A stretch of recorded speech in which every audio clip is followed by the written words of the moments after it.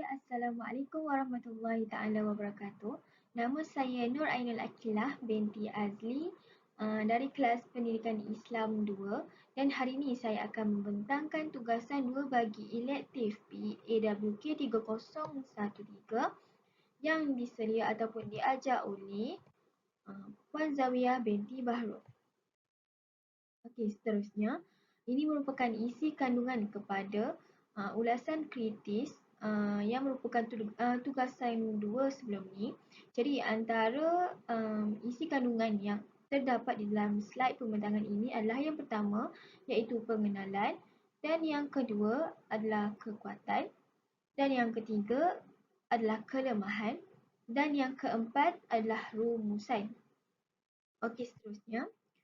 Okey, ulasan kritis tersebut melibatkan video pidato yang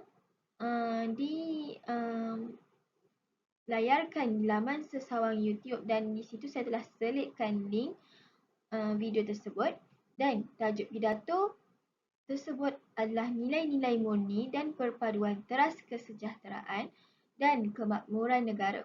Okey, rakaman video pidato tersebut adalah berdasarkan pertandingan pidato kenegaraan Peringkat Kebangsaan bagi tahun 2018. Pengucap ataupun pemidato tersebut merupakan seorang wanita yang mewakili negeri Terengganu.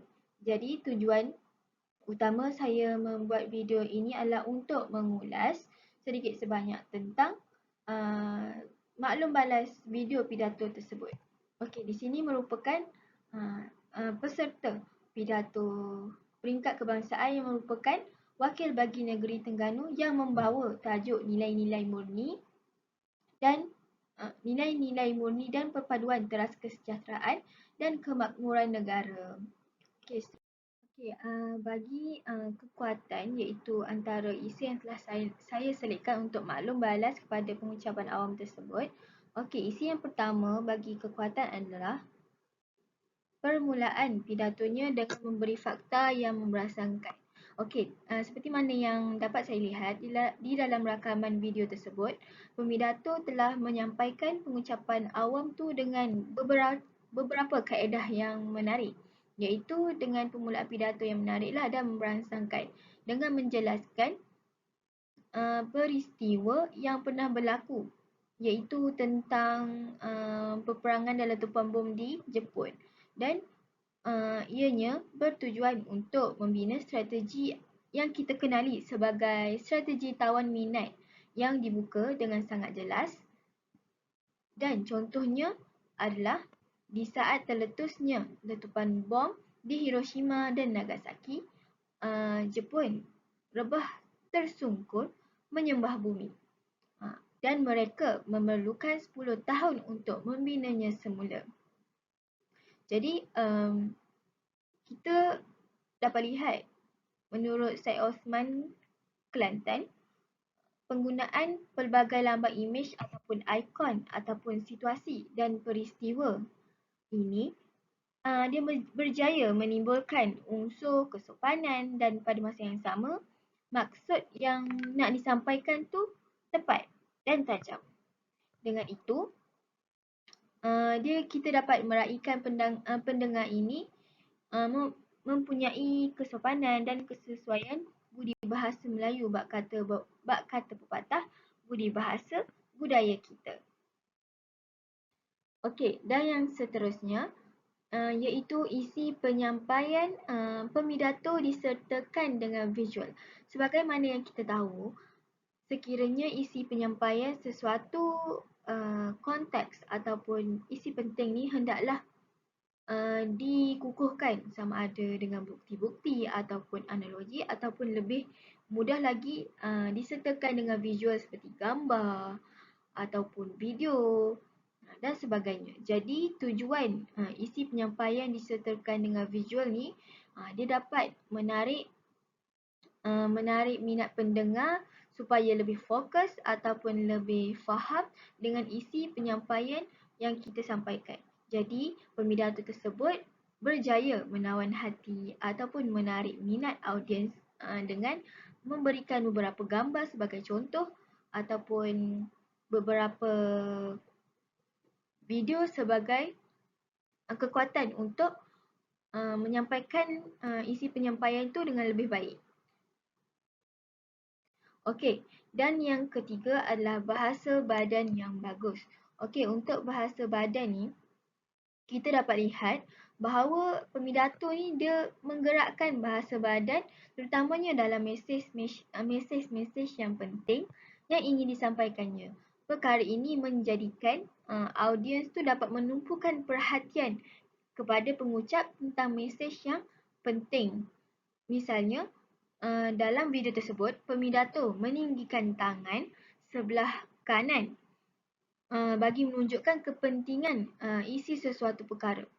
Dan juga sekiranya pemidato tersebut ingin menegaskan sesuatu, dia akan menggunakan tangan sebagai penegasan. Jadi, dengan itu, pemidato tersebut dapat menyampaikan ucapan dengan lebih jelas apabila bahasa badan yang digunakan tu menepati isi-isi penting ataupun penegasan yang beliau sampaikan di dalam pidato beliau.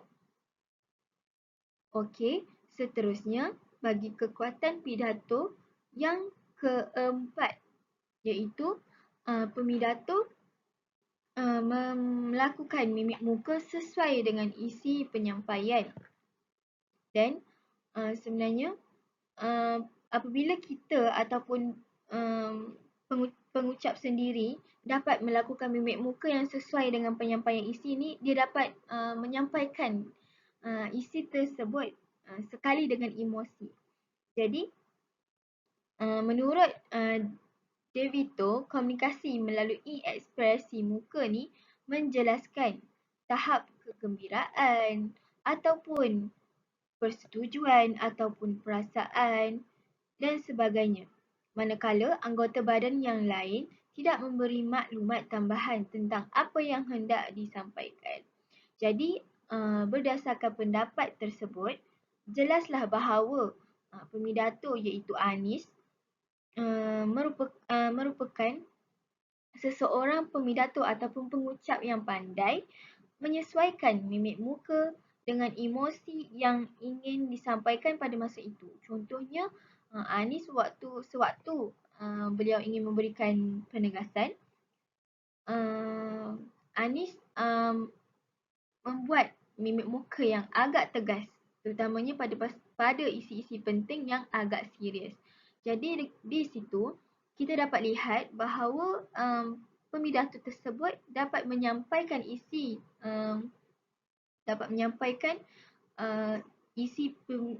pidato tu dengan baik. Dan juga apabila pemidato tu ingin menyampaikan sesuatu yang penting ataupun yang beremosi seperti sedih, beliau dapat melakukan mimik muka yang dapat menjentik hati para audiens ataupun hadirin dengan baik. Jadi, kita dapat lihat bahawa kekuatan pemidato tersebut ialah dapat melakukan mimik muka sesuai dengan isi penyampaian. Okey, seterusnya yang kelima adalah gaya bahasa mudah difahami.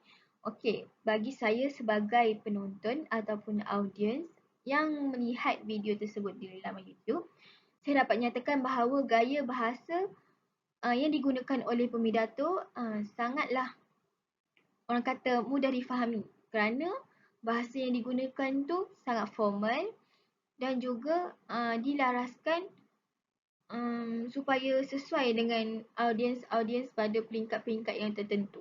Dan gaya bahasa yang digunakan oleh pemidato itu juga tepat dan sangat cermat. Apabila gaya bahasa yang digunakan itu dapat difahami dengan baik oleh audiens atau para hadirin, sudah tentu ianya akan memberi kesan yang lebih baik kepada pendengar. Prinsip ni dia bersandar kepada sabda Rasulullah sallallahu alaihi wasallam, berbicaralah kepada manusia menurut kadar akal iaitu kecerdasan mereka masing-masing. Hadis riwayat Muslim. di sini kita dapat lihat bahawa kita sebagai pemidato ni hendaklah menyampaikan sesuatu isi penyampaian tu dengan menggunakan gaya bahasa yang sesuai dan mudah difahami oleh peringkat-peringkat yang tertentu ataupun audiens, dan sesuai dengan audiens kita lah. Jadi dia selarilah dengan hadis Rasulullah SAW tersebut. Bahkan apa yang saya dapat lihat, bahasa yang digunakan juga sesuai oleh audiens, dan juga pemidato tersebut mempunyai nada yang bervariasi di dalam penyampaian pemidato. Mana apabila pemidato tersebut menyampaikan sesuatu isi yang tegas, jadi pemidato tersebut akan menaikkan sedikit nada suara untuk menunjukkan penegasan dalam sesuatu isi tersebut. Dan sekiranya pemidato tersebut ingin memberikan isi yang melibatkan satu perasaan ataupun yang melibatkan tentang keinsafan, jadi pemidato tersebut akan maksudnya memvariasikan nada tersebut mengikut emosi yang sesuai.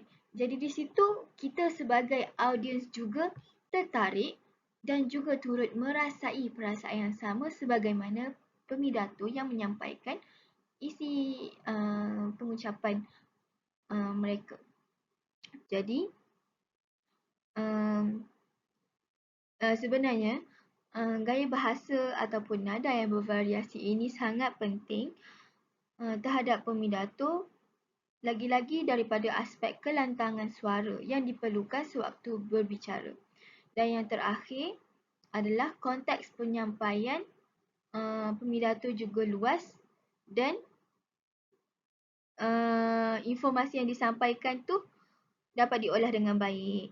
Dengan mengolah ucapan tentang, iaitu pemidato dapat mengolah ucapan tentang mengapa topik yang disampaikan ataupun topik yang dipilih itu adalah penting dan relevan dengan audiens, agar mereka ni ia bertujuan supaya para audiens ni tetap memberi fokus dan juga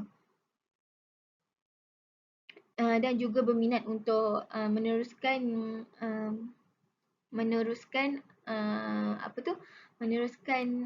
untuk mendengar ucapan pemidato tersebut. Jadi konteks penyampaian yang luas ni sebenarnya dapat memberikan pemidato tersebut memahami topik yang ingin disampaikan tu dengan lebih baik, dan supaya apa-apa tajuk yang hendak disampaikan tu menepati dan mempunyai bukti-bukti yang kukuh dan benar. Okey, seterusnya adalah kelemahan.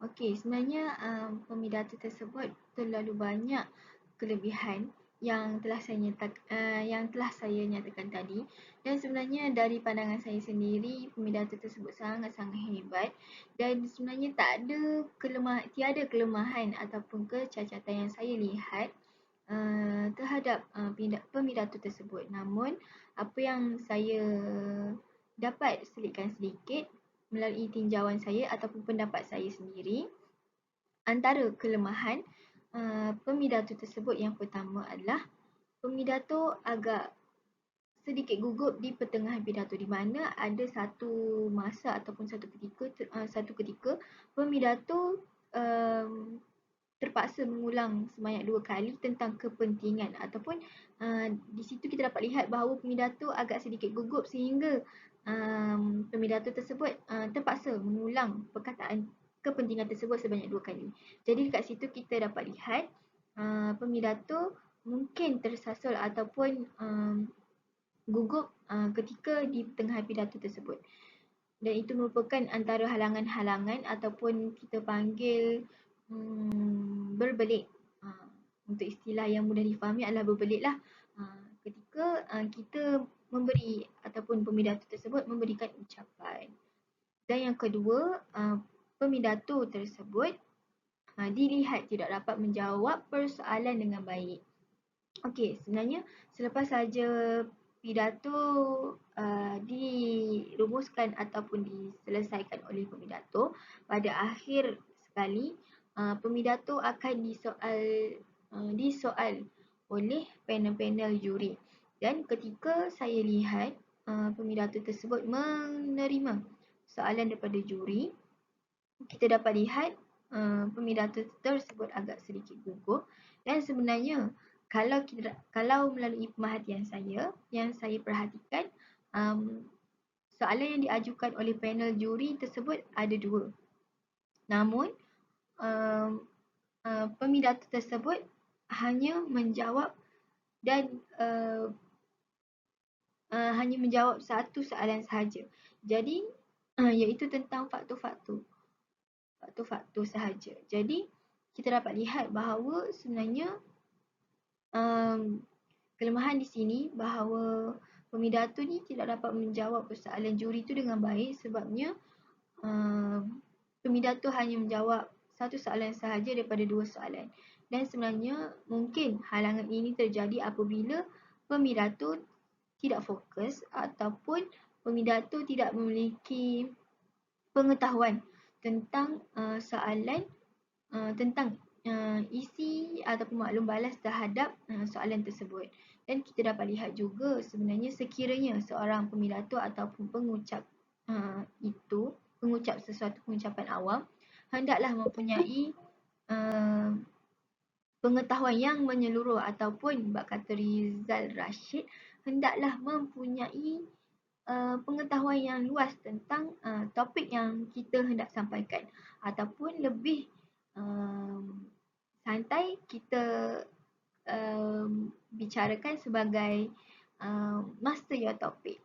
Macam tu. Apabila kita master our topic, jadi sebarang soalan yang diajukan kita boleh jawab ataupun kita boleh membalas dengan baik.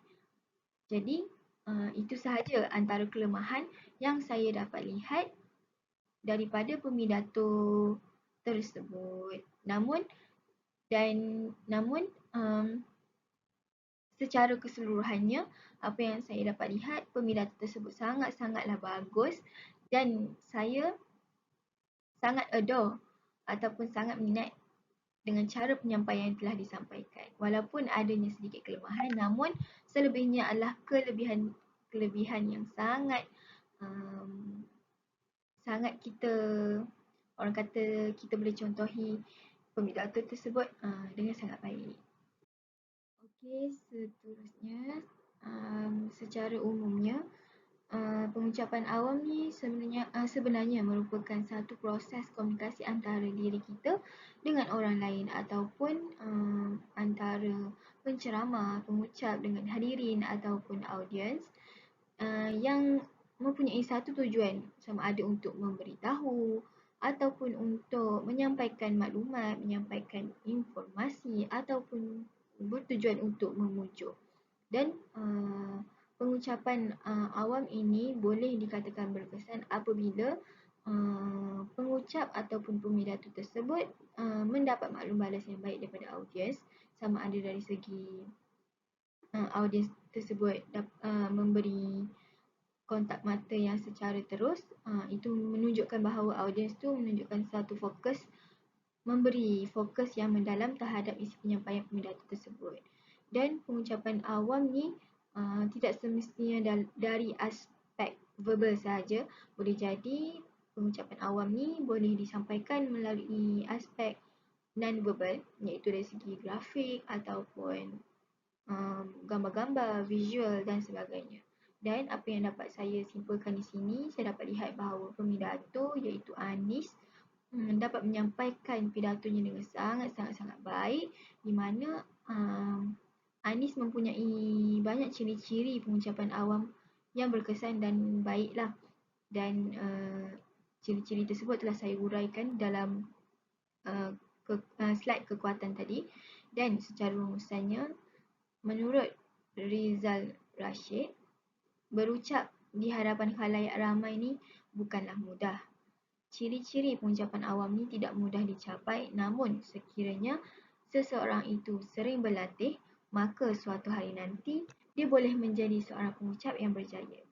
Sebenarnya untuk menjadi seorang pengucap yang sangat hebat ni memerlukan latihan yang banyak ataupun pemahaman yang banyak terhadap ciri-ciri pengucapan awal yang berkesan. Jadi untuk menjadi seorang pengucap yang boleh menarik perhatian audiens hendaklah memerlukan latihan yang banyak, sama ada dari segi kelantangan suara ataupun isi penyampaian ataupun gaya bahasa ataupun nada yang bervariasi, dan juga yang penting adalah seseorang pengucap itu mempunyai confident ataupun keyakinan diri yang tinggi untuk berucap di hadapan khalayak ramai. Jadi sebab saya sendiri mempunyai satu kelemahan, iaitu tidak yakin dengan diri sendiri untuk berucap di depan orang ramai. Namun setelah mendapat bimbingan daripada pensyarah saya, iaitu Puan Zabia, sedikit sebanyak saya telah belajar macam mana cara untuk berucap di hadapan dan juga cara untuk mengendalikan keyakinan diri saya ketika berucap di hadapan, dan juga belajar ciri-ciri pengucapan awal yang berkesan, dan juga banyak tips-tips daripada Rizal Rashid yang saya boleh gunakan supaya saya dapat meningkatkan lagi keyakinan diri saya ataupun kebolehan diri saya dalam pengucapan awal. Dan itu sahaja daripada saya. Sekian, terima kasih.